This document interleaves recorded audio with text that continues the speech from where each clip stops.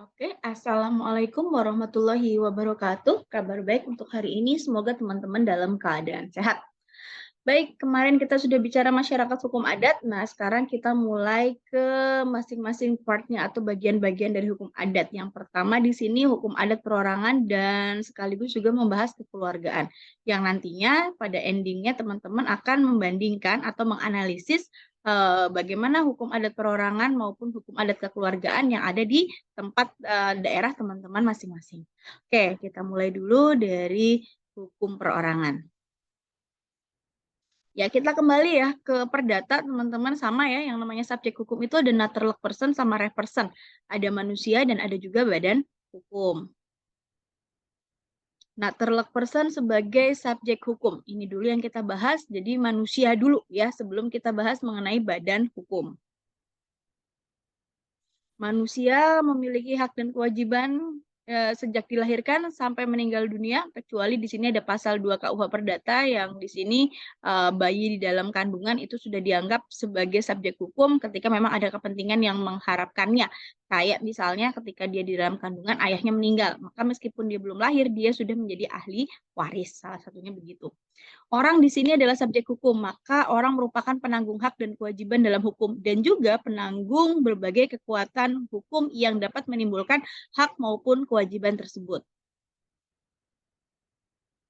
Sifat dari subjek hukum, mandiri karena mampu untuk bersikap atau bertindak, terlindung karena dianggap tidak mampu bersikap atau bertindak, perantara walaupun berkemampuan penuh karena sikap tindak terbatasnya pada kepentingan pihak yang diwakilkan.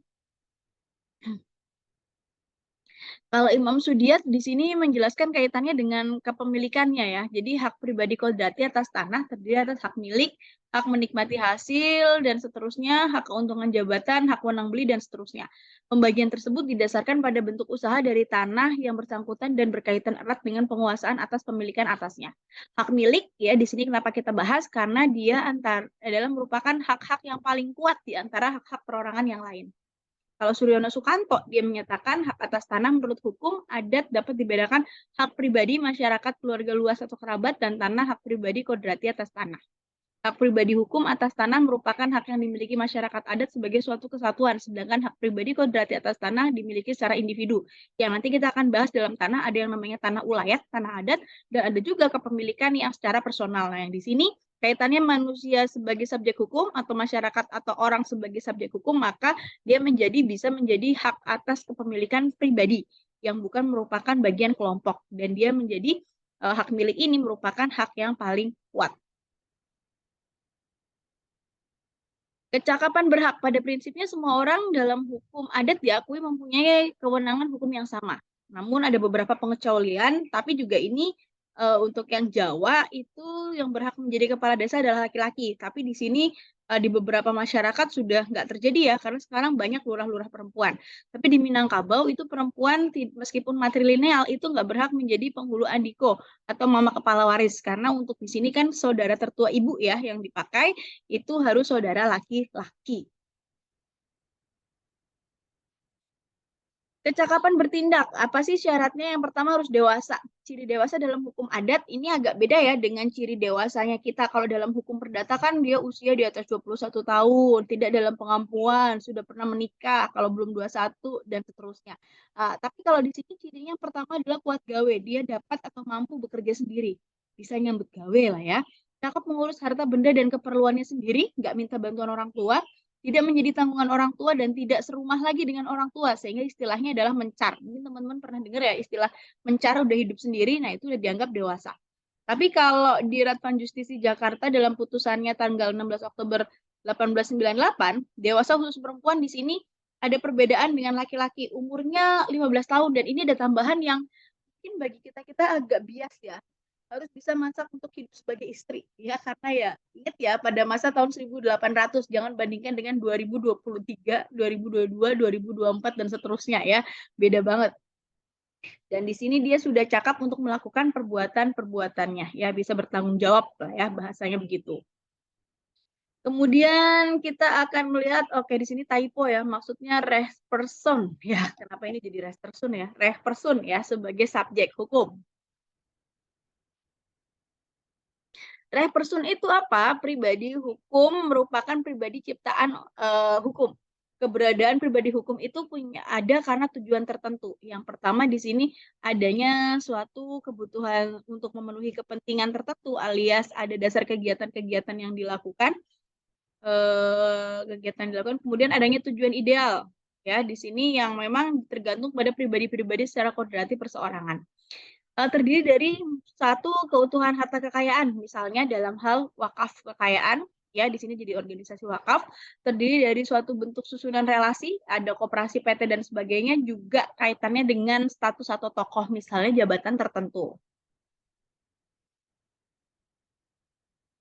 Person, badan hukum harus memiliki kriteria tertentu. Kalau ini menurut Suroyo Winyodipuro, merupakan kesatuan yang memiliki tata peraturan yang rapi, punya pengurus sendiri, punya harta kekayaan sendiri, mempunyai wilayah sendiri, bertingkah laku sebagai kesatuan terhadap dunia lahir dan batin atau luar dan batin. Badan hukum dalam hukum adat, kemarin kita udah bahas ya, dalam masyarakat teritorial, termasuk di sini desa, suku, nagari, familia, dan sebagainya, itu dikatakan sebagai reh-person. Perkumpulan yang punya organisasi yang dinyatakan tegas dan rapi, Mapalus, Minahasa, Makassar.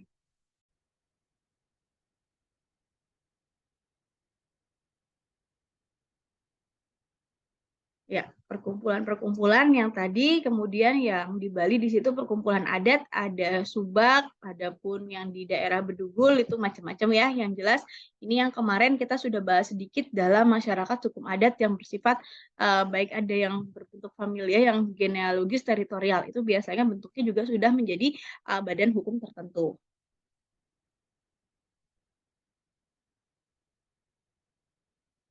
Ya, kemudian kita masuk ke hukum kekeluargaan adat ya. Jadi nanti teman-teman bisa analisis di tempat Anda atau di daerah Anda itu untuk ketentuan menjadi natural person itu seperti apa. Kemudian Anda juga bisa lihat reh person yang ada di daerah Anda ya. Kemudian berikutnya kita masuk ke hukum kekeluargaan adat. Hukum kekeluargaan adat ini mengatur tentang gimana kedudukan seorang sebagai anggota kerabat, kedudukan anak terhadap orang tua, dan sebaliknya, kedudukan anak terhadap kerabat, dan sebaliknya juga, serta masalah perwalian anak. Mengatur tentang pertalian sanak berdasarkan pertalian darah, ya, seketurunan atau genealogis, ya kemarin, pertalian perkawinan, dan juga perkawinan adat. Nanti akan kita bahas di sini hukum kekeluargaan mulai dari keturunan, hubungan anak dan orang tua, hubungan tanpa perkawinan, hubungan anak dan keluarga, anak yatim piatu, juga kaitannya dengan adopsi. Kita mulai dari keturunan dulu. Ya, keturunan itu punya arti yang sangat berharga bagi masyarakat adat. Karena kenapa? Karena meneruskan yang namanya garis keturunan atau klan. Bali, ya contohnya anak laki-laki nanti akan meneruskan pura keluarga untuk penyembahan pada para leluhurnya. Itulah kenapa dibutuhkan sekali keturunan, terutama untuk laki-laki. Ya, hubungan hukum yang didasarkan pada hubungan darah antara lain antara anak dengan orang tua, ya orang tua dan anak-anaknya. Akibat hukum ya di sini akan bergandengan dengan ketunggalan leluhurnya. Jadi satu keturunan, satu trah ya bahasanya seperti itu. Satu klan. Jika kerabat khawatir akan menghadapi kepunahan ya atau istilahnya kok nggak punya keturunan, maka hal yang bisa dilakukan adalah dengan melakukan adopsi atau mengangkat anak atau pengangkatan anak melalui jalur perkawinan. Jadi ngangkat anak tuh gak hanya adopsi saja di masyarakat adat, tapi juga menikahkan dengan seorang anaknya sendiri dengan anak laki-laki, ya maka anak laki-laki yang menjadi suami anaknya itu bisa dikatakan sebagai anak angkatnya. Nah, untuk meneruskan keturunan dari atau trah klan dari keluarga orang tua tersebut. Dalam keturunan, setiap kelahiran merupakan tingkatan atau derajat tertentu. Kategori keturunan ya ada yang lurus ya yang atas bawah ya orang tua ayah ibu kemudian ke bawahnya ada anak ada kakek nenek kemudian ada cucu. Nah ini lurus ya. Kalau yang ke samping menyamping atau bercabang itu ya saudara laki-laki saudara perempuan ya kaitannya dengan kalau ke orang tua atau ke nenek kakek ada pak de bude tante dan seterusnya. Kemudian yang garisnya lurus ke bapak, patrilineal ya, teman-teman sudah paham kemarin ya patrilineal yang seperti apa, dan keturunan garis ibu matrilineal, serta yang dua garisnya sama-sama yaitu parental. Dari kedua belah pihak, baik dari ibu maupun dari garis bapak. Hubungan anak dengan orang tua. Ya. Yang pertama kita lihat kedudukan anak kandung. Anak kandung dia sebagai penerus generasi, sebagai pusat harapan orang tua di kemudian hari. Ya, sebagai pelindung orang tua di kemudian hari bila orang tuanya sudah tidak mampu lagi secara fisik untuk mencari nafkah. Ya, jadi kalau kita lihat di sini memang ya mungkin teman-teman pernah dengar istilah sandwich generation ya. Ya sandwich generation itu merupakan turunan dari hukum adat kita karena dalam adat ya anak nanti akan menanggung orang tuanya ketika kondisi fisiknya tidak memenuhi lagi. Ya, cuman kalau gerakan yang sekarang sih kita harapkan ya teman-teman bisa menghilangkan atau memutus rantai dari sandwich generation karena diharapkan orang tua nanti ketika di masa sudah tidak produktif itu punya penghasilan tambahan yang tidak menggantungkan kepada anak, hanya butuh dirawat saja dan seterusnya, tapi tidak menggantungkan semuanya ke anak ya. Jadi yang perlu diingat-ingat ya meskipun ini tradisi atau adat dan ini saya rasa masih banyak di berbagai daerah, tapi teman-teman sebagai orang yang berpendidikan dan teredukasi, saya harap teman-teman nantinya tidak menciptakan next sandwich generation ya, tapi terputus di Anda kalau Anda memang sudah terbayang akan menjadi sandwich generation. Anak kandung yang sah adalah anak yang dilahirkan dari perkawinan bapak dan ibu yang sah, walaupun terjadinya perkawinan tersebut setelah ibunya melahirkan terlebih dahulu, ya. Jadi hamil di luar nikah asal nanti kawin juga itu di beberapa daerah, saya katakan di beberapa daerah karena nggak semuanya itu hal yang nggak masalah. Sejak anak masih dalam kandungan hingga ia dilahirkan, kemudian dalam pertumbuhan selanjutnya. Dan di sini sifat religio magisnya akan sangat terlihat karena anak tadi merupakan hal yang sangat dinanti-nanti.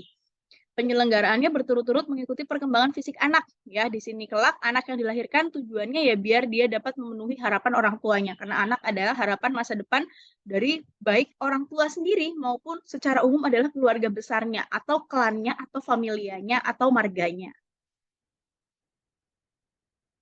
So, di sini contoh upacara adat yang ada dalam untuk anak ya, anak masih dalam kandungan ini ada 3, 5, 7, dan 9 ya, bulan itu kadang ada yang mengadakan acara, kalau secara umum di Jawa atau di lingkungan saya sih kayaknya yang ada ngapati sama mitoni ya, yang umum. Ya kalau yang keren sekarang mungkin ada baby shower dan seterusnya lah ya, saya kurang paham itu, tapi kalau yang umum ada ngapati, ada yang mitoni atau tingkeban di sini. Kemudian pada saat lahir, ya tali pusar ada yang ditanam, ada yang dilarung, ya ada yang digantung. Ya kalau saya di Purwokerto, daerah Baturadenan sini rata-rata tidak dipendem ya ari-arinya, tapi digantungkan. Ya di sini, ya di macam-macam. Pada saat tali ari-ari putus itu ada upacara, ya ada sajenan. Dan juga setelah anak berusia 40 hari, ada upacara cukur rambut. Kemudian anak menginjak kaki untuk pertama kali, ya di situ ya injak bumi ya peringatan hari lahir, setiap hari lahirnya diperingati dengan puasa atau mungkin teman-teman pernah dengar istilah yang namanya puasa weton. Masalah adat jika tidak ada perkawinan kaitannya dengan anak. Ya ada dua pendirian. Yang pertama menganggap anak-anak ini nggak bersalah, bebas celah penghinaan dan hukuman walaupun hubungan perempuan dan laki-laki tanpa upacara adat, tanpa perkawinan ataupun suatu formalitas apapun di Minahasa, Ambon maupun Mentawai. Tapi ada juga perbuatan melahirkan anak tidak sah harus dikutuk dan harus dienyahkan baik bagi ibu maupun bagi si anak. Agak horor ya di sini karena konsep religio magisnya hal yang tidak sah seperti ini akan menimbulkan yang namanya malapetaka ya, akan membuat celaka di kemudian hari. Sehingga ada lembaga yang dikenal dengan kawin paksa yang mana dipaksakan kepada laki-laki yang ditunjuk oleh si perempuan sebagai orang yang menurunkan anak yang masih dalam kandungannya. Jadi dia akan menyebutkan siapa sebenarnya ayah yang ada dalam ayah siapa terhadap bayi yang ada dalam kandungannya tersebut. Lembaga kawin paksa ya Sumatera Selatan dan Bali ini contohnya laki-laki dipaksa agar kawin dengan perempuan itu kalau nolak untuk ngawininnya maka dia akan didenda. Kalau di Jawa, kepala desa dapat memaksakan suatu perkawinan antara lain dengan siapa saja. Malah kadang kepala desa sendiri yang penting tujuan utamanya adalah bagaimana anak itu menjadi anak sah ketika dilahirkan.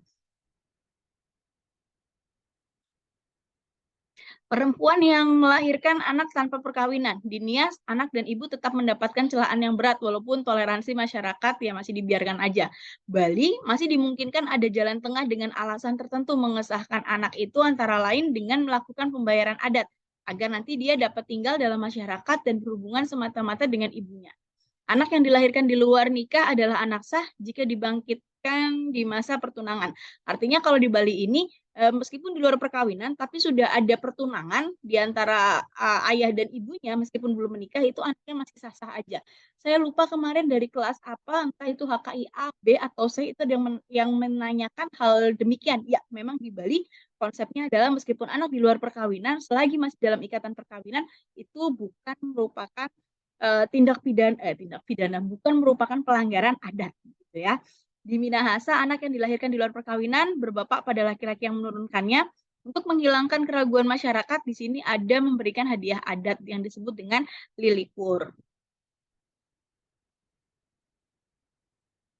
Jenis anak dalam hukum adat. Nah, di sini ya ini kesimpulan dari yang tadi. Ada yang namanya anak sah. Anak sah apa yang dilahirkan dari perkawinan yang sah menurut hukum masing-masing agama dan kepercayaannya ya, dan adat masing-masing tentunya. Anak kandung dari orang tua kandungnya, ibu dan ayah biologisnya. Anak angkat seorang anak yang bukan keturunan dari suami istri tersebut, tapi dia diambil, dipelihara atau dirawat, diperlakukan seperti halnya anak keturunan sendiri sehingga antara anak yang diangkat dan orang yang mengangkat anak timbul suatu hubungan kekeluargaan yang sama seperti yang ada antara orang tua dan anak kandung sendiri. Anak tiri, anak kandung dari istri janda atau dari suami duda yang mengikuti tali perkawinan. Anak yang lahir di luar perkawinan adalah anak yang lahir dari seorang wanita yang tidak punya suami atau anak yang mempunyai bapak yang tidak bapak ibu yang tidak terikat dalam suatu perkawinan yang sah. Jenis anak di luar nikah, ada anak yang lahir dari ayah dan ibu, di antara orang-orang mana tidak terdapat larangan untuk kawin. Ada juga anak yang lahir dari ayah dan ibu yang dilarang untuk kawin karena sebab yang ditentukan oleh undang-undang atau jika salah satu dari ayah ibu ya di sini masih dalam ikatan perkawinan orang lain. Ya, jadi dia masih ada dalam ikatan perkawinan, kemudian hamil dengan orang yang tidak terikat perkawinan. Ya, yang mungkin teman-teman bisa pahami ini hasil dari perzinahan ya. Proses terjadinya anak di luar kawin, anak dari hubungan ibu sebelum terjadinya pernikahan. Ada juga anak dari kandungan ibu setelah bercerai lama dari suaminya. Kelahiran anak itu apabila terjadi belum lama dari masa perceraian dengan suaminya, anak tersebut masih dianggap anak dari bekas suaminya itu. Tapi kalau ini tidak terlalu lama masa perceraian ibu dan ayahnya, maka anak tersebut dapat dinamakan anak di luar kawin. Di sini ada perhitungannya lah ya, berapa lama ya, masanya karena namanya di dalam kandungan itu kan ada minimal sekian minggu, maksimal sekian minggu ya, ada hitungan maksimal dan minimalnya yang itu dihitung dalam adat masing-masing. Anak dari kandungan ibu karena perbuatan zina dengan orang lain, suaminya itu menjadi bapak dari anak yang dilahirkan tersebut, kecuali sang suami ini berdasarkan alasan yang dapat diterima dapat menolak juga menjadi bapak dari anak yang dilahirkan oleh istrinya karena berbuat zina. Dan di sini ada kalanya anak dari kandungan ibu yang tidak diketahui siapa ayahnya. Ini yang disebut di adat Jawa itu nikah tembelan. Dia sendiri nggak ngerti ini anaknya siapa ya. Kemudian kita masuk ke hubungan anak dengan keluarga. Ya, di sini ada 3 hubungan ya. Kalau parental berarti masalah tentang larangan kawin, warisan, kewajiban memelihara semuanya berintensitas sama terhadap kedua belah pihak, baik dari ayah maupun ibu. Ya, kerabat ayah, kerabat ibu. Kalau patrilineal, anak di sini nggak hanya kepada ayah ibunya, tapi juga harus tunduk atau menghormati garis kerabat keturunan ayahnya.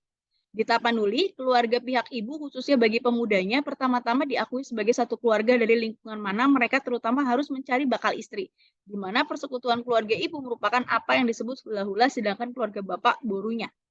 Sementara di keluarga yang matrilineal, yang terutama wajib dihormati anak kemenakan selain ayah dan ibunya adalah semua mama. Ya, mama itu saudara laki-laki ibu ya, terutama yang berkedudukan sebagai mama kepala waris ya, karena nanti juga ini para mama-mama inilah yang nantinya bisa menjadi penghulu andiko. Di Minangkabau, keluarga pihak bapak yang disebut Bako Aki dalam upacara selalu hadir. Bahkan kadang-kadang pihak bapak ini memberi bantuan dalam pemeliharaan anak. Lalu gimana hukumnya terhadap anak yatim piatu, ya, atau hubungan dengan kerabat atau dengan orang tuanya?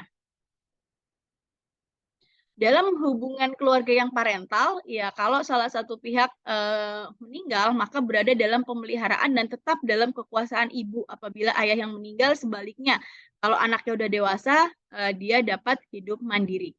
Jika keduanya tiada, akan dipelihara dan menjadi tanggung jawab dari kerabat ayah atau ibu yang terdekat. Ya, jadi ini bebas dengan siapa aja. Tapi kalau di keluarga matrilineal, jika yang meninggal dunia adalah si ibu, anak tetap menetap dipelihara dan berada dalam kekuasaan dari kerabat ibunya, nggak ikut ayah. Jika si ayah yang meninggal dunia, maka ibu akan meneruskan kekuasaannya terhadap anak-anak yang belum dewasa. Maka yang terjadi di yang memakai asas patrilineal, jika ayahnya meninggal, ibu yang akan mendidik anak. Namun, ibu beserta anak akan menjadi tanggung jawab dan tetap tinggal ya patrilokal ya, tinggal di rumah kediaman mendiang suaminya ya. Jadi patrilokal tinggalnya di situ. Jika ibu akan menikah lagi ya, maka dia akan bercerai dengan kerabat suaminya, dianggap seperti itu dan anaknya nggak bisa dibawa oleh ibunya tersebut ya, tapi harus tetap ada dalam lingkungan keluarga mendiang suaminya. Nggak boleh dibawa ibunya dengan ibunya nanti nikah lagi dengan kerabat yang lain. Lalu kita masuk ke adopsi atau pengangkatan anak. Pengangkatan anak nggak hanya dilakukan apabila dalam keluarga tersebut nggak ada keturunan. Tapi kadangkala untuk yang patrilineal ya, tidak mempunyai anak laki-laki, maka di sini dibutuhkan upaya untuk adopsi, untuk meneruskan garis kekerabatan yang sudah ada. Kemudian kedudukan anak angkat. Ada 3 kedudukan yang dimungkinkan. Yang pertama, anak angkat sebagai penerus keturunan. Nah, di sini di Lampung, anak orang lain yang diangkat menjadi tegak-tegi biasanya diambil dari anak yang masih bertali kerabat dengan bapak angkatnya. Jadi masih ada ikatan darah atau ikatan kekerabatan. Kemudian ada anak angkat karena perkawinan. Di Bali, adopsi anak karena perkawinan dilakukan apabila tidak punya anak laki-laki untuk dijadikan penerus keturunan, yang saya bilang tadi. Jadi dia menikahkan anaknya itu nggak jadi menantu, tapi jadi anaknya sendiri diadopsi. Jadi posisinya dia akan menggantikan garis keturunan selanjutnya. Anak angkat, jadi dia si laki-lakinya akan lepas dari klan sebelumnya dan menjadi bagian dari klan istrinya. Nah, di sini keterangannya anak angkat tersebut dikawinkan dengan anak wanita bapak angkatnya yang disebut ya nyentane, dan anak angkat itu menjadi sentane tarikan yang punya hak dan kewajiban sama dengan anak kandung. Tidak mengakibatkan anak tersebut menjadi pewaris dari bapak angkatnya, melainkan hanya mendapatkan kedudukan dalam kewargaan adat dalam kesatuan kekerabatan bapak angkatnya. Ya, jadi di sini, jadi nanti anak-anak yang dilahirkannya tidak ikut dalam klan si laki-laki, tapi klan si perempuan. Namun demikian, si laki-laki ini tidak bisa mendapatkan warisan. Kemudian ada anak angkat untuk penghormatan. Pengangkatan anak atau pengangkatan saudara di Lampung adat tertentu sebagai tanda penghargaan. Kemudian pejabat pemerintah sebagai saudara angkat, ya sering kan ada ini diangkat dalam masyarakat adat apa menjadi datuk bla bla bla. Si menteri ini diangkat dan seterusnya sebagai penghormatan atau tokoh-tokoh masyarakat tertentu.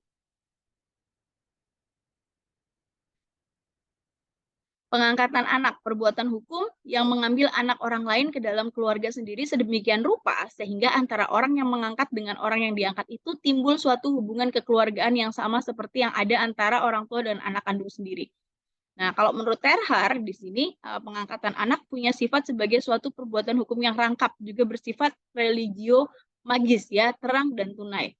Perbuatan hukum yang rangkap berarti ada 2 perbuatan hukum yang harus dilalui dalam proses pengangkatan anak, yaitu di satu pihak melepaskan anak tersebut dari ikatan keluarga dengan orang tua aslinya atau orang tua kandungnya, dan di pihak lain memasukkan anak tersebut dalam ikatan kekeluargaan orang tua angkatnya.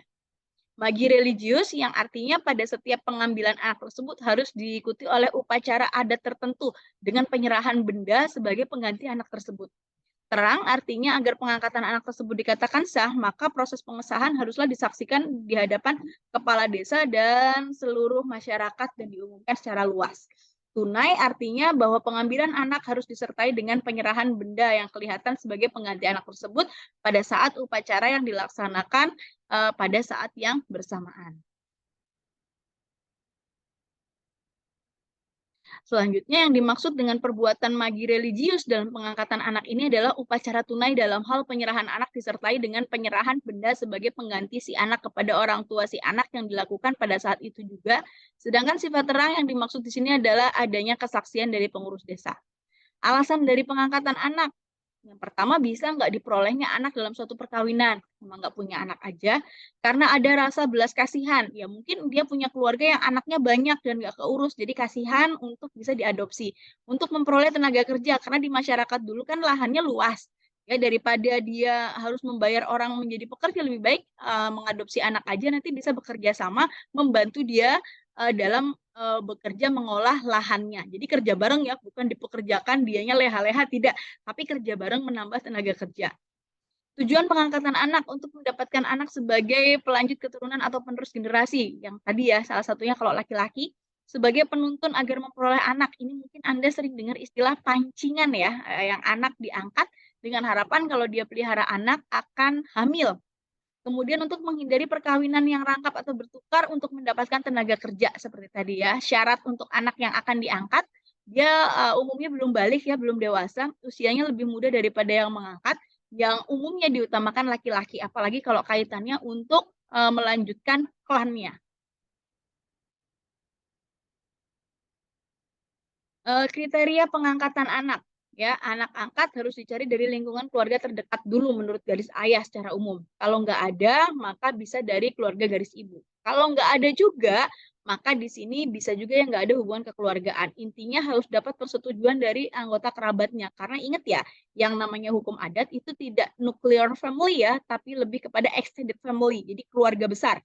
Ya, sudah pernah atau masih ada dalam ikatan perkawinan bagi suami istri yang akan mengangkat anak, tapi keadaan sekarang sudah berubah ya, dan lebih diutamakan adalah adanya hubungan batin antara anak yang diangkat dengan orang tua angkatnya. Prosedur untuk pengangkatan anak di sini secara umum didahului dengan mencari kesepakatan keluarga si pengangkat dan keluarga yang akan diangkat.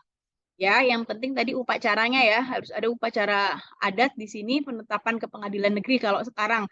Ya, karena kalau nggak ada penetapan ke pengadilan negeri ya dia nggak bisa kedudukannya sama dengan anak kandung. Dan ini ya yang saya katakan agak berbeda dengan yang ada dalam hukum Islam. Contoh pengangkatan anak di Bali. Ya, ini ada beberapa contoh di 3 tempat. Biasanya adalah garis laki-laki diutamakan dari garis laki-laki atau purusa. Pengangkatan anak di Bali dikenal dengan meras sentana atau meras pianak, sehingga anak yang diangkat disebut dengan sentana peperasan.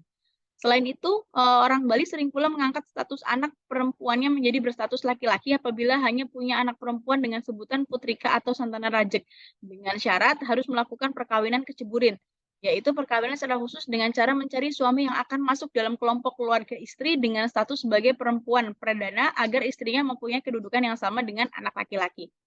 Pentingnya mengangkat anak karena akan ada penggantian kedudukan terutama yang berkaitan dengan hak dan kewajiban orang tua, baik kewajiban terhadap leluhur maupun masyarakat di mana mereka berada. Hukumnya, anak angkat tersebut akan menjadi warga desa yang baru. Pengangkatan anak di Bali umumnya dilakukan terhadap orang yang masih berada dalam lingkungan satu leluhur atau satu tempat persembahyangan, dan anak angkat tersebut berkedudukan sebagai anak kandung. Ya, jadi di sini yang sangat berbeda dengan yang ada di kompilasi hukum Islam ya. Selanjutnya akan putus hubungan hukum keluarganya, terutama hak warisnya dengan orang tua kandungnya. Kalau di Minangkabau, prinsipnya itu nggak dikenal sih pengangkatan anak, karena mereka tinggal di satu rumah gadang, itu sudah banyak perempuan dengan anaknya. Kalau ada yang nggak punya anak, ya tinggal bareng-bareng aja di situ, ngurus bareng-bareng. Ada juga pengangkatan anak bila nggak ada sama sekali anak yang lahir di situ, dengan maksud menghindari punahnya kerabat. Dan anak yang diangkat adalah anak perempuan ya, karena dia matrilineal. Dikenal pula pengangkatan anak tiri, yaitu anak dari seorang istri yang bukan suku Minang ke dalam suku ibunya, sehingga si anak masuk ke dalam suku ibu angkatnya. Kemudian di Jawa dilakukan terhadap kemenakan atau keponakan-keponakan, ini udah bebas ya, bisa laki-laki, bisa perempuan, umumnya tidak ada prosedur persyaratan ya, karena dia nggak membuat anak itu menjadi anak kandung ya, di sini lebih bersifat sosial psikologis daripada yuridisnya. Anak angkat nggak berkedudukan sebagai anak kandung dari orang tua angkatnya, jadi dia nggak berhak mewarisi ya, beda dengan yang tadi ketika diangkat dia menjadi bagian dari klan, bahkan memutus hubungan dengan orang tua kandungnya, tapi ini tetap kaitannya dengan orang tua kandung tidak lepas. punya hak tertentu atas barang-barang harta peninggalan orang tua angkat, tapi tidak berhak sama sekali atas harta ayah ataupun ibu angkatnya, ya. Makanya di sini ada istilah dia menerima dari dua sumber mata air kalau anak angkat. Jadi dapat dari orang tua kandungnya karena dia masih punya hak waris, dan juga dapat ya beberapa bagian peninggalan dari orang tua angkatnya, meskipun tidak sebagai ahli waris yang dipersamakan dengan anak kandung. Begitu ya teman-teman ya. So, saya cukupkan ya, dan jangan lupa tugasnya selain ngeresum material ini juga teman-teman menganalisa bagaimana di daerah teman-teman, mulai dari tentang subjek hukumnya, baik itu Natterlik maupun reh personnya, kemudian hubungan kekeluargaan, entah posisi anak, kemudian ada anak di luar kawin, ya, bagaimana bentuk-bentuk adopsi dan sebagainya. Nanti dianalisis bagaimana yang ada di daerah teman-teman masing-masing. Begitu dari saya, kurang lebihnya saya mohon maaf ya. Wallahul muwaffiq ila aqwamit thoriq. Wassalamualaikum warahmatullahi wabarakatuh.